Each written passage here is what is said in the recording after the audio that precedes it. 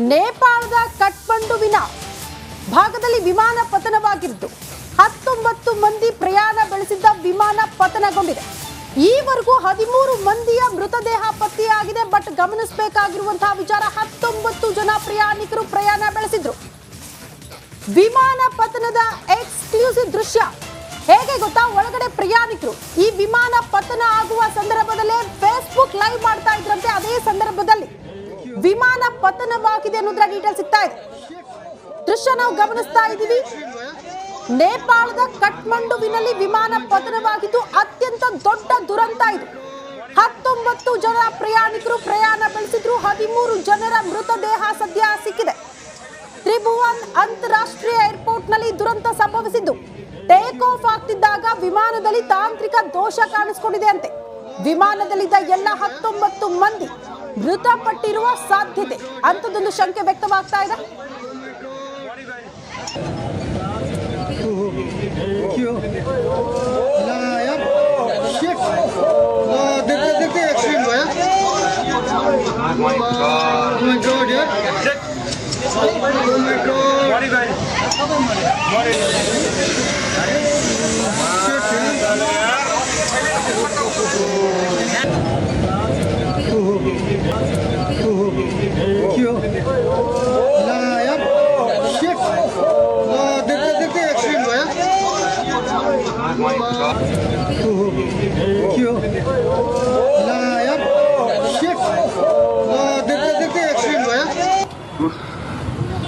जस्तै भएको छ पहिला यो डाँडामा ठोकिएर अनि मेन इन्जिनहरू चाहिँ यो घरको उतापट्टि छ है।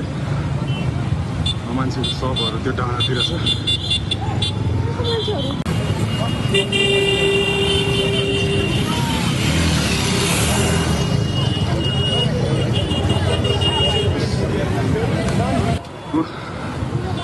जस्तै भएको छ पहिला यो डाँडामा ठोकिएर अनि मेन इन्जिनहरू चाहिँ यो घरको उतापट्टि छ है। मान्छेको सबहरू त्यो डाँडातिर छ।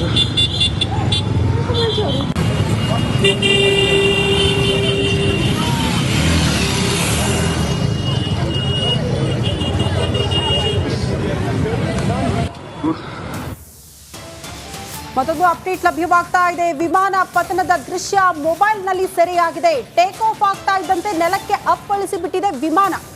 ಕಠ್ಮಂಡುವಿನಿಂದ ಪೋಖ್ರಾಗೆ ಪ್ರಯಾಣ ಬೆಳೆಸಿತ್ತು ಈ ವಿಮಾನ ಅನ್ನೋದ್ರ ಡೀಟೇಲ್ಸ್ ಸದ್ಯ ಸಿಗ್ತಾ ಇದೆ. ಸೂರ್ಯ ಏರ್ಲೈನ್ಸ್ಗೆ ಸೇರಿರುವಂತಹ ಸಣ್ಣ ವಿಮಾನ.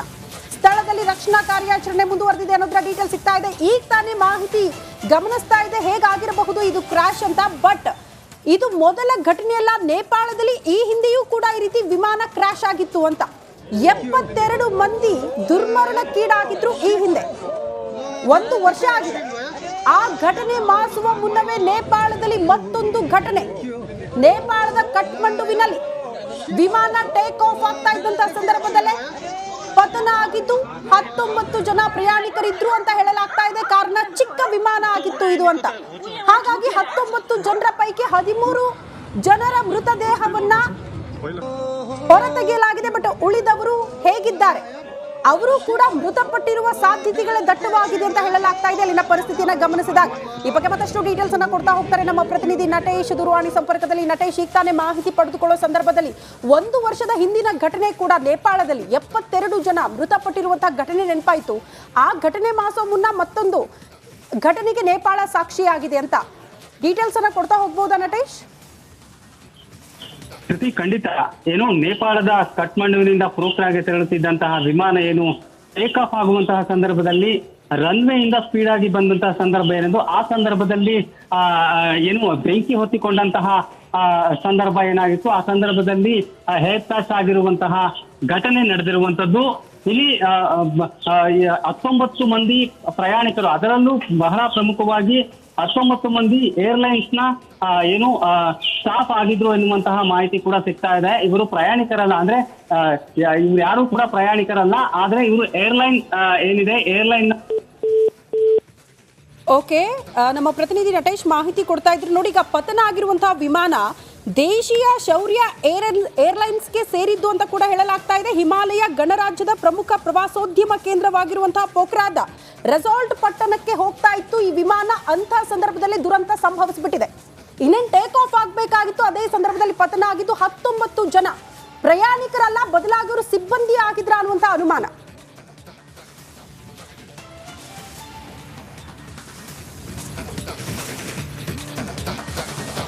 ನೇಪಾಳದ ಕಠ್ಮಂಡುವಿನ ಭಾಗದಲ್ಲಿ ವಿಮಾನ ಪತನವಾಗಿದ್ದು 19 ಮಂದಿ ಪ್ರಯಾಣ ಬೆಳೆಸಿದ್ದ ವಿಮಾನ ಪತನಗೊಂಡಿದೆ. ಈವರೆಗೂ 13 ಮಂದಿಯ ಮೃತದೇಹ ಪತ್ತೆಯಾಗಿದೆ. ಬಟ್ ಗಮನಿಸಬೇಕಾಗಿರುವಂತಹ ವಿಚಾರ, 19 ಜನ ಪ್ರಯಾಣಿಕರು ಪ್ರಯಾಣ ಬೆಳೆಸಿದ್ರು. ವಿಮಾನ ಪತನದ ಎಕ್ಸ್ಕ್ಲೂಸಿವ್ ದೃಶ್ಯ ಹೇಗೆ ಗೊತ್ತಾ? ಒಳಗಡೆ ಪ್ರಯಾಣಿಕರು ಈ ವಿಮಾನ ಪತನ ಆಗುವ ಸಂದರ್ಭದಲ್ಲೇ ಫೇಸ್ಬುಕ್ ಲೈವ್ ಮಾಡ್ತಾ ಇದ್ರಂತೆ. ಅದೇ ಸಂದರ್ಭದಲ್ಲಿ ವಿಮಾನ ಪತನವಾಗಿದೆ ಅನ್ನೋದ್ರ ಡೀಟೇಲ್ ಸಿಗ್ತಾ ಇದೆ. ದೃಶ್ಯ ನಾವು ಗಮನಿಸ್ತಾ ಇದ್ದೀವಿ. ನೇಪಾಳದ ಕಠ್ಮಂಡುವಿನಲ್ಲಿ ವಿಮಾನ ಪತನವಾಗಿದ್ದು ಅತ್ಯಂತ ದೊಡ್ಡ ದುರಂತ ಇದು. 19 ಜನ ಪ್ರಯಾಣಿಕರು ಪ್ರಯಾಣ ಬೆಳೆಸಿದ್ರು. 13 ಜನರ ಮೃತದೇಹ ಸದ್ಯ ಸಿಕ್ಕಿದೆ. ತ್ರಿಭುವನ್ ಅಂತಾರಾಷ್ಟ್ರೀಯ ಏರ್ಪೋರ್ಟ್ ನಲ್ಲಿ ದುರಂತ ಸಂಭವಿಸಿದ್ದು. ಟೇಕ್ ಆಫ್ ಆಗ್ತಿದ್ದಾಗ ವಿಮಾನದಲ್ಲಿ ತಾಂತ್ರಿಕ ದೋಷ ಕಾಣಿಸಿಕೊಂಡಿದೆ ಅಂತೆ. ವಿಮಾನದಲ್ಲಿದ್ದ ಎಲ್ಲ 19 ಮಂದಿ ಮೃತಪಟ್ಟಿರುವ ಸಾಧ್ಯತೆ ಅಂತದೊಂದು ಶಂಕೆ ವ್ಯಕ್ತವಾಗ್ತಾ ಇದೆ.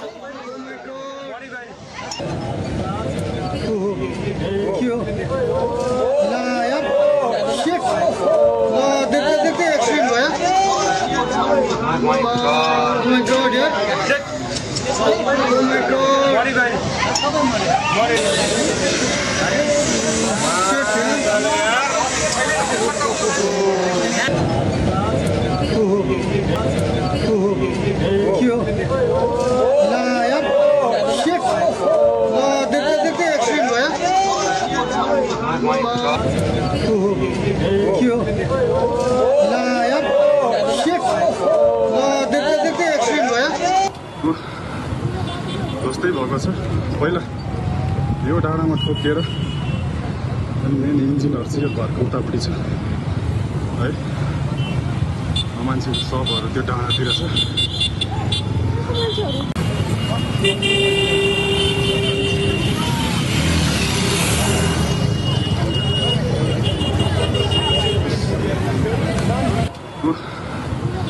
जस्तै भएको छ।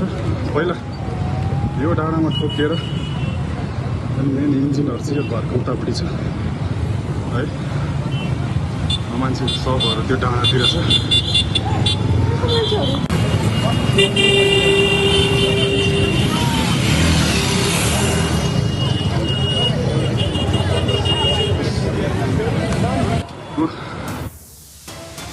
ಮತ್ತೊಂದು ಅಪ್ಡೇಟ್ ಲಭ್ಯವಾಗ್ತಾ ಇದೆ. ವಿಮಾನ ಪತನದ ದೃಶ್ಯ ಮೊಬೈಲ್ ನಲ್ಲಿ ಸೆರೆಯಾಗಿದೆ. ಟೇಕ್ ಆಫ್ ಆಗ್ತಾ ಇದ್ದಂತೆ ನೆಲಕ್ಕೆ ಅಪ್ಪಳಿಸಿ ಬಿಟ್ಟಿದೆ ವಿಮಾನ. ಕಠ್ಮಂಡುವಿನಿಂದ ಪೋಖ್ರಾಗೆ ಪ್ರಯಾಣ ಬೆಳೆಸಿತ್ತು ಈ ವಿಮಾನ ಅನ್ನೋದ್ರ ಡೀಟೇಲ್ಸ್ ಸದ್ಯ ಸಿಗ್ತಾ ಇದೆ. ಸೂರ್ಯ ಏರ್ಲೈನ್ಸ್ಗೆ ಸೇರಿರುವಂತಹ ಸಣ್ಣ ವಿಮಾನ. ಸ್ಥಳದಲ್ಲಿ ರಕ್ಷಣಾ ಕಾರ್ಯಾಚರಣೆ ಮುಂದುವರೆದಿದೆ ಅನ್ನೋದ್ರ ಡೀಟೇಲ್ ಸಿಗ್ತಾ ಇದೆ. ಈಗ ತಾನೇ ಮಾಹಿತಿ ಗಮನಿಸ್ತಾ ಇದೆ ಹೇಗಾಗಿರಬಹುದು ಇದು ಕ್ರಾಶ್ ಅಂತ. ಬಟ್ ಇದು ಮೊದಲ ಘಟನೆಯಲ್ಲ. ನೇಪಾಳದಲ್ಲಿ ಈ ಹಿಂದೆಯೂ ಕೂಡ ಈ ರೀತಿ ವಿಮಾನ ಕ್ರಾಶ್ ಆಗಿತ್ತು ಅಂತ. 72 ಮಂದಿ ದುರ್ಮರಣಕ್ಕೀಡಾಗಿದ್ರು ಈ ಹಿಂದೆ. 1 ವರ್ಷ ಆಗಿದೆ. ಆ ಘಟನೆ ಮಾಸುವ ಮುನ್ನವೇ ನೇಪಾಳದಲ್ಲಿ ಮತ್ತೊಂದು ಘಟನೆ. ನೇಪಾಳದ ಕಠ್ಮಂಡುವಿನಲ್ಲಿ ವಿಮಾನ ಟೇಕ್ ಆಫ್ ಆಗ್ತಾ ಇದ್ದಂತಹ ಸಂದರ್ಭದಲ್ಲೇ ಪತನ ಆಗಿದ್ದು 19 ಜನ ಪ್ರಯಾಣಿಕರಿದ್ರು ಅಂತ ಹೇಳಲಾಗ್ತಾ ಇದೆ. ಕಾರಣ ಚಿಕ್ಕ ವಿಮಾನ ಆಗಿತ್ತು ಇದು ಅಂತ. ಹಾಗಾಗಿ 19 ಜನರ ಪೈಕಿ 13 ಜನರ ಮೃತದೇಹವನ್ನ ಹೊರತೆಗೆಯಲಾಗಿದೆ. ಬಟ್ ಉಳಿದವರು ಹೇಗಿದ್ದಾರೆ? ಅವರು ಕೂಡ ಮೃತಪಟ್ಟಿರುವ ಸಾಧ್ಯತೆಗಳೇ ದಟ್ಟವಾಗಿದೆ ಅಂತ ಹೇಳಲಾಗ್ತಾ ಇದೆ. ಅಲ್ಲಿನ ಪರಿಸ್ಥಿತಿಯನ್ನ ಗಮನಿಸಿದಾಗ ಈ ಬಗ್ಗೆ ಮತ್ತಷ್ಟು ಡೀಟೇಲ್ಸ್ ಅನ್ನ ಕೊಡ್ತಾ ಹೋಗ್ತಾರೆ ನಮ್ಮ ಪ್ರತಿನಿಧಿ ನಟೇಶ್ ದೂರವಾಣಿ ಸಂಪರ್ಕದಲ್ಲಿ. ನಟೇಶ್, ಈಗ ತಾನೇ ಮಾಹಿತಿ ಪಡೆದುಕೊಳ್ಳೋ ಸಂದರ್ಭದಲ್ಲಿ 1 ವರ್ಷದ ಹಿಂದಿನ ಘಟನೆ ಕೂಡ ನೇಪಾಳದಲ್ಲಿ 72 ಜನ ಮೃತಪಟ್ಟಿರುವಂತಹ ಘಟನೆ ನೆನಪಾಯಿತು. ಆ ಘಟನೆ ಮಾಸೋ ಮುನ್ನ ಮತ್ತೊಂದು ಘಟನೆಗೆ ನೇಪಾಳ ಸಾಕ್ಷಿಯಾಗಿದೆ ಅಂತ ಡೀಟೇಲ್ಸ್ ಅನ್ನ ಕೊಡ್ತಾ ಹೋಗ್ಬೋದಾ ನಟೇಶ್? ಕೃತಿ, ಖಂಡಿತ. ಏನು ನೇಪಾಳದ ಕಠ್ಮಂಡುವಿನಿಂದ ಪೋಖ್ರಾಗೆ ತೆರಳುತ್ತಿದ್ದಂತಹ ವಿಮಾನ ಏನು ಟೇಕ್ ಆಫ್ ಆಗುವಂತಹ ಸಂದರ್ಭದಲ್ಲಿ ರನ್ವೇಯಿಂದ ಸ್ಪೀಡ್ ಆಗಿ ಬಂದಂತಹ ಸಂದರ್ಭ ಏನೆಂದು, ಆ ಸಂದರ್ಭದಲ್ಲಿ ಏನು ಬೆಂಕಿ ಹೊತ್ತಿಕೊಂಡಂತಹ ಸಂದರ್ಭ ಏನಾಗಿತ್ತು. ಆ ಸಂದರ್ಭದಲ್ಲಿ ಹೇರ್ ಕ್ರಾಶ್ ಆಗಿರುವಂತಹ ಘಟನೆ ನಡೆದಿರುವಂತದ್ದು. ಇಲ್ಲಿ 19 ಮಂದಿ ಪ್ರಯಾಣಿಕರು, ಅದರಲ್ಲೂ ಬಹಳ ಪ್ರಮುಖವಾಗಿ 19 ಮಂದಿ ಏರ್ಲೈನ್ಸ್ ನ ಸ್ಟಾಫ್ ಆಗಿದ್ರು ಎನ್ನುವಂತಹ ಮಾಹಿತಿ ಕೂಡ ಸಿಗ್ತಾ ಇದೆ. ಇವರು ಪ್ರಯಾಣಿಕರಲ್ಲ, ಅಂದ್ರೆ ಇವ್ರು ಯಾರು ಕೂಡ ಪ್ರಯಾಣಿಕರಲ್ಲ, ಆದ್ರೆ ಇವರು ಏರ್ಲೈನ್ ಏನಿದೆ ಏರ್ಲೈನ್. ಓಕೆ, ನಮ್ಮ ಪ್ರತಿನಿಧಿ ನಟೇಶ್ ಮಾಹಿತಿ ಕೊಡ್ತಾ ಇದ್ರು. ನೋಡಿ, ಈಗ ಪತನ ಆಗಿರುವಂತಹ ವಿಮಾನ ದೇಶೀಯ ಶೌರ್ಯ ಏರ್ಲೈನ್ಸ್ಗೆ ಸೇರಿದ್ದು ಅಂತ ಕೂಡ ಹೇಳಲಾಗ್ತಾ ಇದೆ. ಹಿಮಾಲಯ ಗಣರಾಜ್ಯದ ಪ್ರಮುಖ ಪ್ರವಾಸೋದ್ಯಮ ಕೇಂದ್ರವಾಗಿರುವಂತಹ ಪೋಖ್ರಾದ ರೆಸಾರ್ಟ್ ಪಟ್ಟಣಕ್ಕೆ ಹೋಗ್ತಾ ಇತ್ತು ಈ ವಿಮಾನ. ಅಂಥ ಸಂದರ್ಭದಲ್ಲಿ ದುರಂತ ಸಂಭವಿಸಿಬಿಟ್ಟಿದೆ. ಇನ್ನೇನು ಟೇಕ್ ಆಫ್ ಆಗಬೇಕಾಗಿತ್ತು, ಅದೇ ಸಂದರ್ಭದಲ್ಲಿ ಪತನ ಆಗಿದ್ದು. 19 ಜನ ಪ್ರಯಾಣಿಕರಲ್ಲ, ಬದಲಾಗಿ ಅವರು ಸಿಬ್ಬಂದಿ ಆಗಿದ್ರ ಅನ್ನುವಂಥ ಅನುಮಾನ.